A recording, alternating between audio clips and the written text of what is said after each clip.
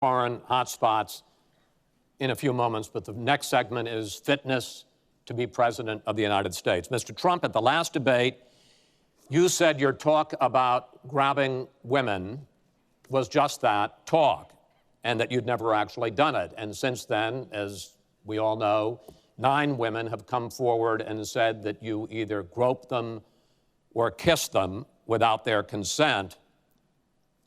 Why would so many different women from so many different circumstances over so many different years, why would they all in this last couple of weeks make up, you deny this, why would they all make up these stories? And since this is a question for both of you, Secretary Clinton, Mr. Trump says what your husband did and that you defended was even worse. Mr. Trump, you go first. Well, first of all, those stories have been largely debunked. Those people, I don't know those people. I have a feeling how they came. I believe it was her campaign that did it. Just like if you look at what came out today on the clips, where I was wondering what happened with my rally in Chicago and other rallies where we had such violence. She's the one in Obama that caused the violence. They hired people, they paid them $1,500, and they're on tape saying, be violent, cause fights, do bad things. I would say the only way, because those stories are all totally false, I have to say that. And I didn't even apologize to my wife, who's sitting right here, because I didn't do anything. I didn't know any of these women. I didn't see these women. These women, the woman on the plane, the woman, I think they want either fame or her campaign did it. And I think it's her campaign, because when I saw what they did, which is a criminal act, by the way, where they're telling people to go out and start fistfights and start violence. And I'll tell you what, in particular in Chicago, people were hurt and people could have been killed in that riot. And that was now all on tape, started by her. I believe, Chris, that she got these people to step forward. If it wasn't, they get their 10 minutes of fame. But they were all totally, it was all fiction. It was lies and it was fiction. Well, Secretary Clinton. At the last debate, we heard Donald talking about what he did to women. And after that, a number of women have come forward saying that's exactly what he did to them. Now, what was his response? Well, he held a number of big rallies where he said that he could not possibly have done those things to those women because they were not attractive enough for I did not them say to be that. assaulted. I did not say that. In fact, he went on to say... Her 2 minutes, sir, her 2 minutes. But did not say that. It's her 2 minutes. He went on to say, look at her. I don't think so. About another woman, he said, that wouldn't be my first choice. He attacked the woman reporter writing the story, called her disgusting, as he has called a number of women during this campaign. You know, Donald thinks belittling women makes him bigger. He goes after their dignity, their self-worth, and I don't think there is a woman anywhere who doesn't know what that feels like. So we now know what Donald thinks and what he says and how he acts toward women. That's who Donald is. I think it's really up to all of us to demonstrate who we are and who our country is, and to stand up and be very clear about what we expect from our next president, how we want to bring our country together, where we don't want to have the kind of pitting of people one against the other, where instead we celebrate our diversity, we lift people up, and we make our country even greater. America is great because America is good. And it really is up to all of us to make that true now and in the future, and particularly for our children and our grandchildren. Mr. Trump. Nobody has more respect for women than I do. Nobody. Nobody has more respect. Please, everybody. And frankly, those stories have been largely debunked. And I really want to just talk about something slightly different. She mentions this, which is all fiction, all fictionalized, probably or possibly started by her and her very sleazy campaign. But I will tell you, what isn't fictionalized are her emails, where she destroyed 33,000 emails criminally, after getting a subpoena from the United States Congress. What happened to the FBI? I don't know. We have a great general, 4-star general, today, you read it in all the papers, going to potentially serve 5 years in jail for lying to the FBI. One lie. She's lied hundreds of times to the people, to Congress, and to the FBI. He's going to probably go to jail. This is a 4-star general. And she gets away with it, and she can run for the presidency of the United States. That's really what you should be talking about, not fiction, where somebody wants fame or where they come out of her crooked campaign. Secretary Clinton. Well, every time Donald is pushed on something which is obviously uncomfortable, like what these women are saying, he immediately goes to denying responsibility. And it's not just about women. He never apologizes or says he's sorry for anything. So we know what he has said and what he's done to women. But he also went after a disabled reporter, mocked and mimicked him on national television.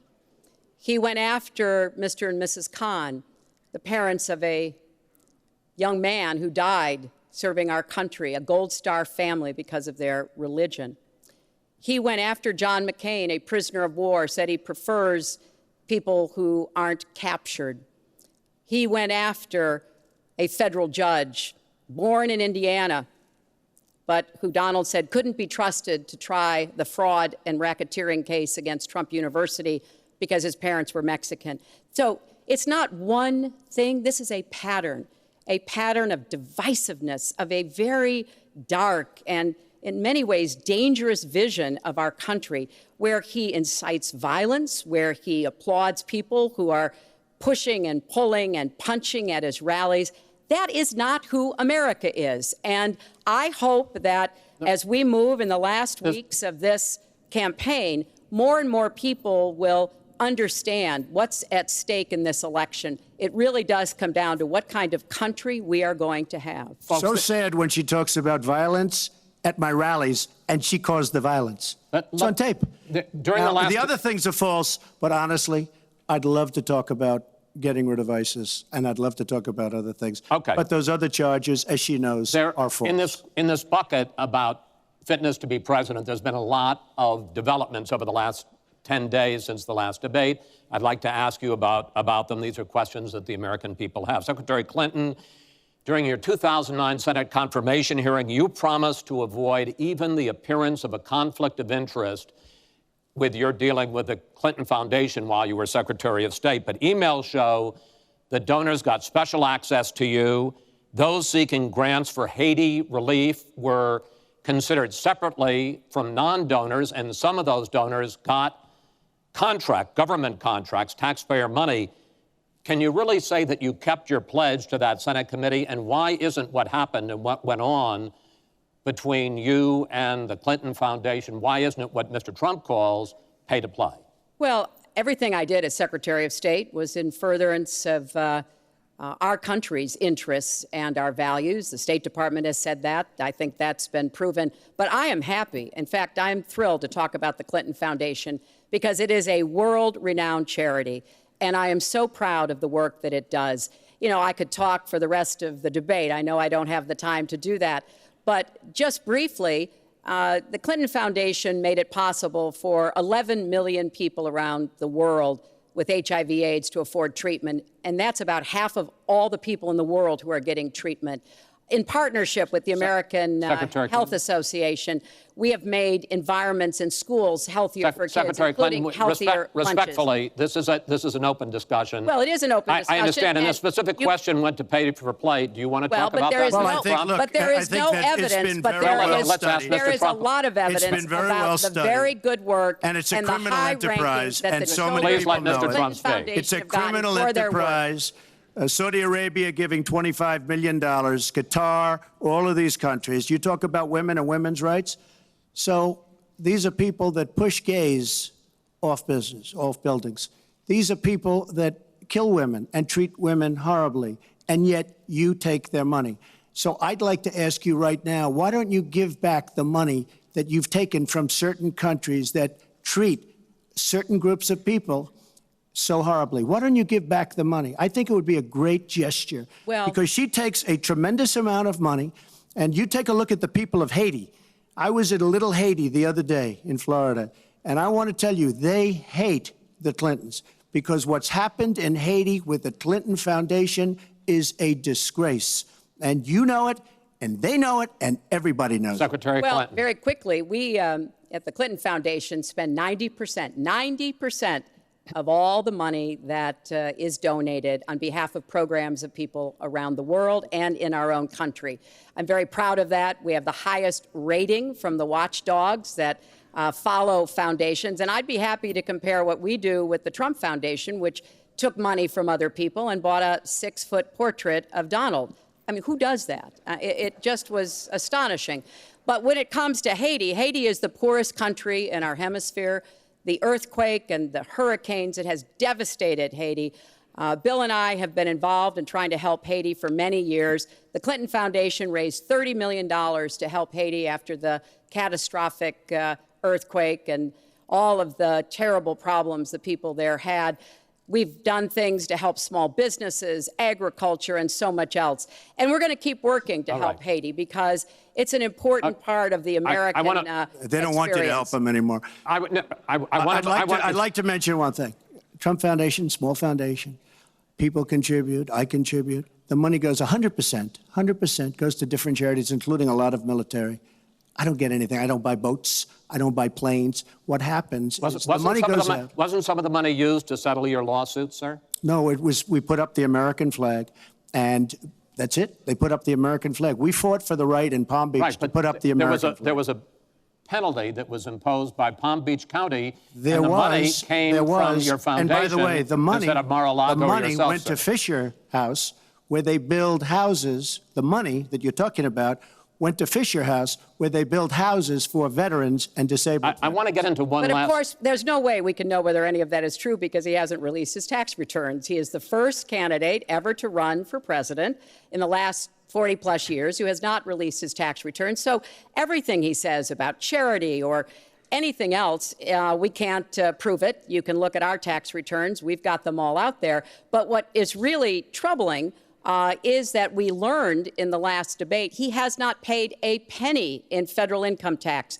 And we were talking about immigrants a few minutes ago, Chris.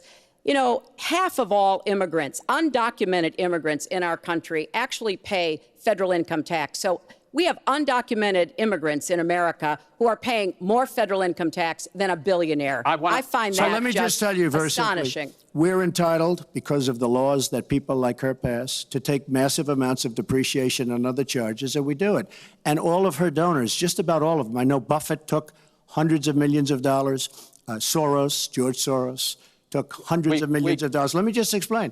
All of her donors, most of her donors have done the same thing as I did. Okay. Well, and you know what you should have done? Folks, we heard and this. You know, Hillary, what you should have done? You should have changed the law when you were a United States Senator. If you don't like it. Yeah. Because your donors and your special interests are doing the same thing as I do, except even more so. Well, you should have changed the law, but you won't change the law because you take in so much money. I mean, I sat in my apartment today on a very beautiful hotel down the street, known as Trump. Made with Chinese steel. But I will tell you, I sat there watching ad after ad after ad, false ad, all paid for by your friends on Wall Street that gave so much money because they know you're going to protect them.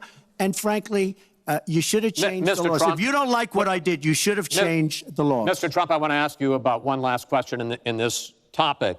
You have been warning at rallies recently that this election is rigged and that Hillary Clinton is in the process of trying to steal it from you. Your running mate, Governor Pence, pledged on Sunday that he and you, his words, will absolutely accept the result of this election. Today, your daughter Ivanka said the same thing. I want to ask you here on the stage tonight, do you make the same commitment that you will absolutely, sir, that you will absolutely accept the result of this election? I will look at it at the time. I'm not looking at anything now. I'll look at it at the time. What I've seen is so bad. First of all, the media is so dishonest and so corrupt, and the pile-on is so amazing The New York Times actually wrote an article about it, that they don't even care. It's so dishonest, and they've poisoned the minds of the voters. But unfortunately for them, I think the voters are seeing through it. I think they're going to see through it. We'll find out on November 8th, but I think they're going to see through it. But, sir, if you look, excuse me, Chris, if you look at your voter rolls, you will see millions of people that are registered to vote. Millions. This isn't coming from me. This is coming from Pew Report and other places. Millions of people that are registered to vote that shouldn't be registered to vote. So let me just give you one other thing. So I talk about the corrupt media. I talk about the millions of people. Tell you one other thing. She shouldn't be allowed to run. She's guilty of a very, very serious crime. She should not be allowed to run. And just in that respect, I say it's rigged, because she should never, Chris, she should never have been allowed to run for the presidency based on what she did with emails and so many other things. But, sir, there is a tradition in this country. In fact, one of the prides of this country is the peaceful transition of power, and that no matter how hard fought a campaign is, that at the end of the campaign, that the loser concedes to the winner, not saying that you're necessarily going to be the loser or the winner, but that the loser concedes to the winner and that the country comes together in part for the good of the country. Are you saying you're not prepared now to commit to that principle? What I'm saying is that I will tell you at the time. I'll keep you in suspense. Well, okay? Chris, let me respond to that, because that's horrifying. You know, every time Donald thinks things are not going in his direction, he claims whatever it is rigged against him. The FBI conducted a year-long investigation into my emails. They concluded there was no case. He said the FBI was rigged. He lost the Iowa caucus. He lost the Wisconsin primary. He said the Republican primary was rigged against him. Then Trump University gets sued for fraud and racketeering. He claims the court system and the federal judge is rigged against him. There was even a time when he didn't get an Emmy for his TV program 3 years in a row, and he started tweeting that the Emmys were rigged against him. Should have gotten it. This is a mindset. This is how Donald thinks.